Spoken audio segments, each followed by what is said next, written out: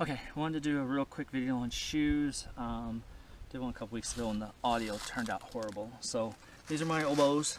Love them, great traction, waterproof. Some of the things and myths about shoes, we'll get into that. And then my good old Crocs. And, I'll talk about socks a little bit, shoes, moleskin. Shoes, I would get fitted unless you know a lot about the shoes. If you're going for your first pair, definitely go get fitted, talk to them. One myth that I always heard of and definitely have been debunked is that mid-weight shoes, quarter heights, high tops, whatever you want to call them, help with ankle support, and that's absolutely not true. What helps with ankle support is actually a good fitting shoe. And a good fitting shoe usually means that your ankle is locked back in the back and you have room for your toes to move. And what you'll notice on a lot of your high-end shoes is just like this. These straps that come back in your heel, when you pull them tight, is actually to pull your heel into the back. And that's actually what helps support your ankle, not the high tops. We do, both Tina and I have waterproof shoes because we do a lot of creek crossings like today. And that's really why we end up going, both of us, with more of a high top type shoe. Is more for water crossings and things like that. We hike a lot in the winter, hike a lot in wet weather. Just like today, they're calling for storms and it's getting cloudy out, so we're going to really speed this video up. So that's what we hike in. I take sandals. I have a light pair of Crocs.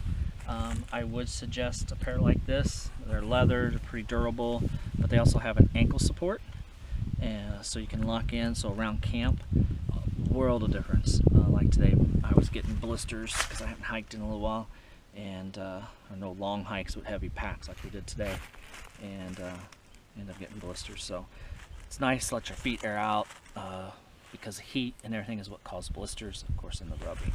So be able to get them aired back out and cooled off anytime you can. That's great. Talk a little bit about socks. A lot with merino wool, especially when you're doing days on a trail. These are liner socks. They make all different kinds. These are my sexy legs. Polypropylene, which wicks away, and then a hiking sock over top. And again, these are a light merino wool. Normally I wear lower ones. I decided to wear these today. A couple reasons around liner socks is for a lot of people, they help with not getting blisters because the sock and shoe kind of rub on these layers, if you will, instead of on your skin layer.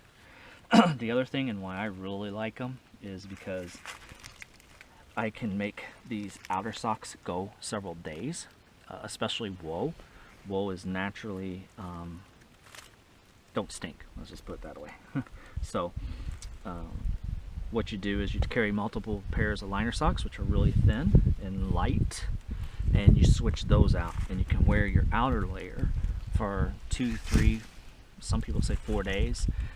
I would say change the socks every 2 to 3, unless you're around water and you're going to kind of wash them and let them dry out.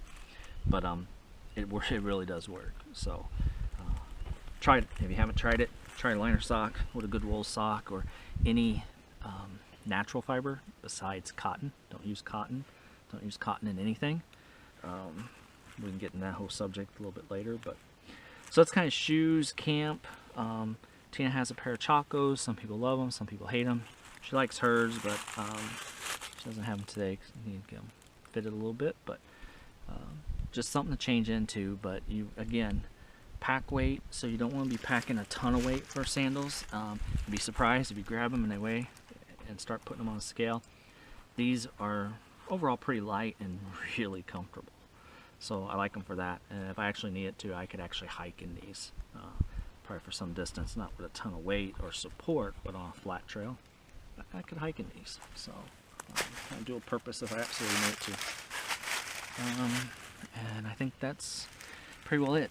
Tina's kind of the same way. Her shoes, you know, some waterproof. They've definitely tell they've been beaten up on the trail a little bit. Maybe that's a good point, because if you look at her toe, it's pretty beat up. Mine takes a lot of beating too. Look for a good toe guard if you're that away. Some people aren't, some people are. A lot depends on terrain too. But I like these because of that toe piece is plastic up here. And as you can see on hers, they've taken a pretty good beating just from normal wear and tear. So, you know, try a few pairs on, walk around them a lot, put a pack on, wear them around the house. Usually if you get them out on the trail, they won't let you return them. So check on the return policies and days before you go.